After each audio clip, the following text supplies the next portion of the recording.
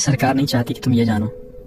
साल 1800 के दशक के अंत में टेक्सास के छोटे से कस्बे अपडॉग में पहली बार एक अजीब चीज देखी गई। एक यूएफओ जो कई महीनों तक कस्बे के आसमान में मंडराता रहा। शुरुआत में लोगों ने इसे एक मजाक समझा, लेकिन जब ये बार बार दिखाई देने लगा तो डर फैलने लगा। कस्बे के मेयर ने फैसला किया, इसे गिराना होगा। 1889 की एक ठंडी रात 30 से ज्यादा अधिकारी अपने हथियारों के साथ तैयार थे।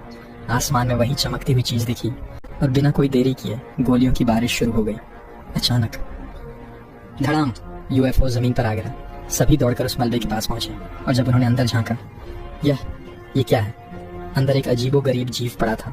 कोई इंसान नहीं, कोई जानवर भी नहीं, लेकिन वह हिल नहीं रहा था। उस रात उन्होंने उसे कस्बे की जेल में बंद कर दिया। पूरी रात उस पर निगरानी रखी गई। फिर हफ्ते बीत गए। धीरे धीरे कुछ अधिकारियों को उससे लगाव होने लगा। उन्होंने उसे नाम दिया बॉबर्ट। समय के साथ बॉबर्ट इंसानों से घुलने मिलने लगा। आखिरकार कस्बे के मेयर ने एक अजीब फैसला लिया, इसे आज़ाद कर दो, लेकिन ये कस्बे से बाहर नहीं जाएगा। और बॉबर्ट मान गया। अगले 1 साल तक वह कस्बे में शांति रहने लगा, पर उसके साथ वह छुपकर भागने का प्लान बना रहा था। लेकिन फिर सरकार को इसकी भनक लग गई। जल्दी ही एक गुप्त मिशन के तहत बॉबर्ट को पकड़ लिया गया। उसके बाद दशकों तक उसे एक गुप्त स्थान पर बंद रखा गया। लेकिन सबसे अजीब बात, 70 साल बीत गए पर बॉबर्ट कभी बूढ़ा नहीं हुआ। फिर आया 1969। सरकार ने बॉबर्ट को एक मिशन दिया।